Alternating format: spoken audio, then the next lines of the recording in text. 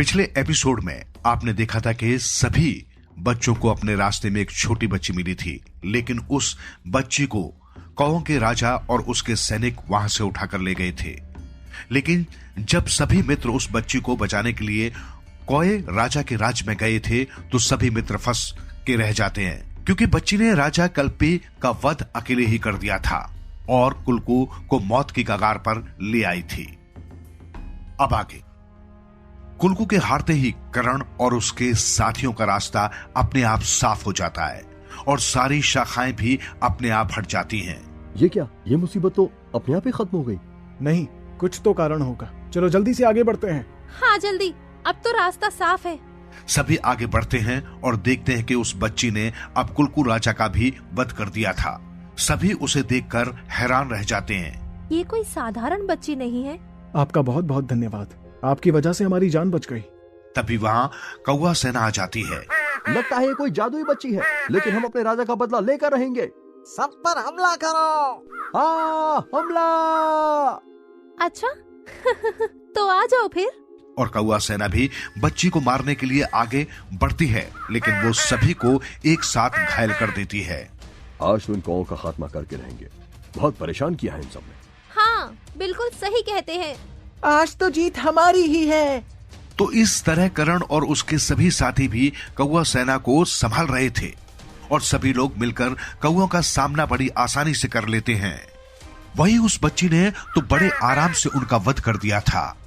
आप तो बड़ी बलवान और वीर हैं, परंतु आप तो छोटी बच्ची हैं। हाँ, मैं ही नहीं बल्कि मेरा पूरा परिवार बहुत ही बलवान और वीर है। बस उन्हीं से मैंने ये सीखा है। अच्छा, ये तो बहुत ही अच्छी बात है। हाँ, हम सबको बुराई का सामना डट कर करना चाहिए और खुद पर विश्वास रखना चाहिए। बिल्कुल, तुमने तो बहुत ही अच्छी बात कही। और उसके बाद सभी लोग उस राज्य से बाहर चले जाते हैं। आओ, यहाँ से चलो। अब अभी हमें दादी माँ के पास जाना होगा। वो इस बच्ची का इंतजार कर रही होंगी। हाँ बुलबुल, वही जा रहे हैं हम। तो कुछ ही देर में सभी उस बूढ़ी दादी माँ के पास पहुंच जाते हैं।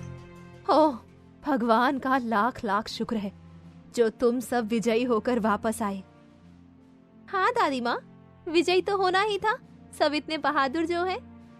अच्छा, मेरे जाने का समय आ गया है। कहाँ जा रही है बेटा? वो बच्ची कुछ नहीं बोलती और बस सभी को देखकर मुस्कुराती है। आयुष्मान भव। अरे बेटा रुको। ये अचानक कहाँ जा रही है? और वो अचानक से गायब हो जाती है और तभी पीछे से उसी के जैसी दूसरी बच्ची आती है। बेटा तू यहाँ? तो फिर वो? दादी माँ, मैं बकरी को ढूंढते ढूंढते घर का रास्ता भूल गई थी, इसीलिए देरी हो गई मुझे आने में। तभी टॉबी और शुगर आगे भागते हैं और एक दूसरे को हैरानी से देखते हैं। वाह, ये कैसे संभव हुआ? सभी आओ, देखो, यहाँ लाल रंग के पैरों के निशान बन गए हैं। हे माँ, वो स्वयं दुर्गा माँ ही थी। हाँ, तभी इतनी बड़ी मुसीबत से निकल गए थे हम। कितने सौभाग्य वाले हैं हम सब। जय माता दी। जय माता दी। प्रेम से बोलो, जय माता रानी। उनकी रक्षा के लिए स्वयं दुर्गा माता ही बच्ची का रूप लेकर आई थी। उसके बाद सभी साथी वहां से निकल पड़ते हैं। उन्हें एक स्त्री दिखती है जिसने अपना चेहरा पूरा ढक रखा है। वो स्त्री नदी पार करने की कोशिश कर रही थी। अरे, कहीं वो स्त्री नदी में ना गिर जाए। हाँ, लग तो ऐसे ही रहा है। अरे अरे देखो तो, गिरने वाली ही है वो। और देखते ही देखते वो स्त्री नदी में गिरने वाली होती है कि तभी करमजीत चुटकी बजाकर जादू से उस जगह पर तुरंत पहुंचकर उसे बचा लेता है। बहुत बहुत शुक्रिया। लेकिन तुम सब यहाँ पर क्या कर रहे हो बच्चों? हम बस यहाँ से निकल रहे थे, हमें यहीं से आगे जाना है इसलिए। अच्छा अच्छा। और पूर्णिमा के मुंह में बंधे हुए कपड़े खुल जाते हैं, जिससे उसका असली चेहरा दिख जाता है। उसका चेहरा काफी भयानक था। ये क्या? माफ करना, परंतु हम आपसे ये पूछना चाहेंगे कि आपके साथ ये सब कैसे हुआ? सबसे भयानक घड़ी थी वो मेरे जीवन की, उसी वजह से मेरा ये हाल हो गया। आप रोइए मत, बताइए हमें। चिंता मत करिए, हम सब आपकी सहायता करेंगे, परंतु एक बार हमें अपने कष्ट बताइए। पूर्णिमा पहले कुछ नहीं बताती क्योंकि उसे लगता है कि शायद ये लोग उसकी सहायता नहीं कर पाएंगे। नहीं नहीं, मुझे इस संबंध में कोई बात नहीं करनी। लेकिन हम आपकी समस्या का निदान कर सकते हैं। परंतु वो कैसे? आप तो सिर्फ बच्चे हैं। और तभी चिड़िया उसे सारी बात बताकर कहती है कि कर्ण और उसके साथी बहुत ताकतवर हैं और उनके पास शक्तियां भी हैं। और तब जाकर पूर्णिमा मान जाती है। तो सुनो आप सब, दरअसल मैं एक राजकुमारी हूँ।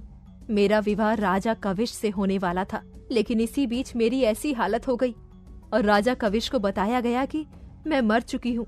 वहीं अब मेरी छोटी सौतेली बहन दिया का विवाह कविश से होने वाला है और 4 महीने बाद उसे रानी भी बना दिया जाएगा। तो आप राजकुमारी होकर यहाँ इस जंगल में क्या कर रही हैं? हाँ, मैं अब अपना पूरा जीवन यहीं पर बिताऊंगी। मैं खुद को दंड दे रही हूँ, मुझे श्राप जो मिला है।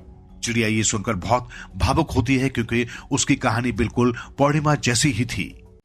नहीं राजकुमारी पूर्णिमा, ऐसा मत कहिए। आप एक बहुत अच्छी रानी साबित हो सकती है। आपको यहाँ नहीं बल्कि महलों में होना चाहिए। सभी लोग आपका इंतजार कर रहे होंगे। हाँ, हम आपके श्राप को तोड़ने का प्रयास करेंगे। हाँ राजकुमारी।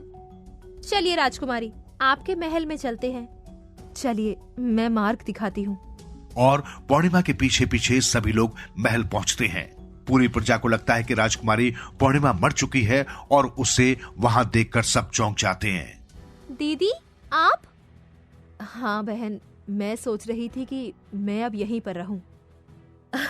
हाँ, आओ आओ, तुम्हारा ही तो महल है बेटा। तुम क्यों चली गई थी? हमें तो लगा था कि हाँ, सबको लगा कि मेरी मृत्यु हो चुकी है, लेकिन ऐसा नहीं है। तो पूर्णिमा कर्ण और उसके साथियों को अपना मित्र बताकर महल में रखती है। उसी रात दिया अपनी माँ के पास बैठी थी। वो नीली चिड़िया कितनी सुनहरी है ना, क्यों ना हम इसे कैद कर ले। क्या कहती हो इस बारे में? हाँ माँ, तुम कह रही हो तो सही ही होगी, क्योंकि तुम्हारी बात मानने के बाद ही तो मैं आज यहाँ हूँ। वही सुनहरी चिड़िया को रात में सपना आया था कि कोई स्त्री उसे मारने आई है। उसके बाएं हाथ में तिल है। डरकर चिड़िया की नींद खुल जाती है और वो सबको सपने के बारे में बताती है। ये सपना तो बिल्कुल अच्छा नहीं है। आखिर कौन हो सकता है वो? कहीं ऐसा तो नहीं कि ये वही इंसान हो जिसने राजकुमारी पूर्णिमा के साथ ये सब किया है? हाँ, हो सकता है। राज्य के लालच में आजकल कोई भी कुछ भी कर सकता है। लेकिन शायद राजकुमारी पूर्णिमा इन बातों पर यकीन नहीं करेंगी। पहले हम योजना बनाते हैं और योजना के पूर्ण हो जाने के बाद उन्हें सारी सच्चाई बता देंगे। हाँ, परंतु ये भी देखना होगा कि क्या वाकई में पूर्णिमा की सौतेली माँ और बहन ने ही ये किया है। आप बिल्कुल सही कह रही हैं राजकुमारी जी। हो सकता है कि अब राजकुमारी चंदा पर भी उनकी नजर हो तो वो इन्हें लेने जरूर आएंगे। तो इसका मतलब वो कभी भी मुझे लेने आ सकते हैं। और उसके बाद सभी मित्र बैठकर कोई योजना बनाते हैं।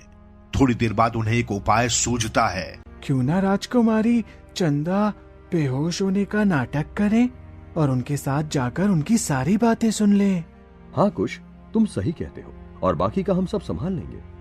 हाँ राजकुमारी, थोड़ा खतरा है, परंतु सावधानी के साथ ये कार्य किया जाए तो सब कुछ सही से हो सकता है। तो उसी रात दिक्पाला देखती है कि सुनहरी चिड़िया बगीचे में अकेली है। अभी ये चिड़िया अकेली है, यही सही मौका है, इसे पकड़ लेती हूँ। और चुपके से जाकर पीछे से चिड़िया को अपने हाथ में पकड़ लेती है। अब तो चिड़िया रानी तुम मेरी हो और तुम मेरी सारी बात मानोगी, वरना मैं तुम्हारी गर्दन मरोड़ कर तुम्हें मार डालूंगी। नहीं नहीं, ऐसा मत करो, तो चुपचाप रहना अब। और वो चिड़िया को लेकर राजकुमारी दिया के पास जाती है। वाह माँ, तुमने तो कमाल ही कर दिया। हाँ, करना ही था। वही सबको पता लग गया था कि चिड़िया गायब हो चुकी है। उन्होंने राजकुमारी चंदा को पकड़ लिया है। अब राजकुमारी हमें संकेत देंगी तो आगे का कार्य किया जाएगा। और तभी आधी रात में राजकुमारी चिड़िया का शरीर चमकने लगता है और सभी साथियों को पता चल जाता है कि राजकुमारी चिड़िया को कहां पर छुपाया है। करण और करमजीत चुपके से वहां पर जाते हैं। इन दोनों ने ही पूर्णिमा के साथ ये सब किया है। मैंने इन दोनों की बातें सुन ली है। तो उनके श्राप को तोड़ने का क्या उपाय है? यही तो दुख की बात है, उन्होंने उस विषय पर कोई चर्चा नहीं करी है, लेकिन मुझे एक अच्छा उपाय सूझा है। आप लोग उसकी माँ का अपहरण करके उनको मारने का नाटक करो और जैसे तैसे करके राजकुमारी दिया से सारी सच्चाई उगलवा लो। ठीक है राजकुमारी जी। और दोनों मित्र राजकुमारी चिड़िया को छोड़कर वहां से वापस अपनी जगह पर आ जाते हैं। कुछ देर बाद सुबह हो जाती है तो बुलबुल दिग्पाल के कमरे में जाती है। महारानी जल्दी चलिए, वो राजकुमारी दिया वो। अरे जल्दी बोलो, क्या बात है, बस आप जल्दी चलिए। और बुलबुल उस महल के किसी कोने में ले जाती है। क्या हुआ? और तभी बदिराज अपना भयानक चेहरा उसे दिखाकर डरा देता है और दिग्पाल को बेहोश कर देता है। वहीं इसके थोड़ी देर बाद सभी राजकुमारी दिया के पास जाते हैं। राजकुमारी दिया, एक बुरी खबर है। क्या हुआ? वो महारानी दिग्पाला को किसी असुर ने पकड़ लिया है। वो कह रहे हैं कि यदि आप पुराने रूप में ना आई तो उन्हें मार देंगे। क्या मतलब है तुम्हारा? ये कैसी बातें कर रहे हो? नहीं राजकुमारी जी, हम सब बिल्कुल ठीक कह रहे हैं। एक असुर आया और महारानी का अपहरण करके उन्हें कहीं ले गया। क्या? हाँ, समय कम है, जल्दी वो जैसा जैसा कह रहे हैं वो कर दीजिए राजकुमारी दिया। और तभी राजकुमारी दिया अपने गले में पड़े हुए लॉकेट को हटा देती है, जिससे उसका चेहरा बदल जाता है। पूर्णिमा ये देखकर हैरान हो जाती है।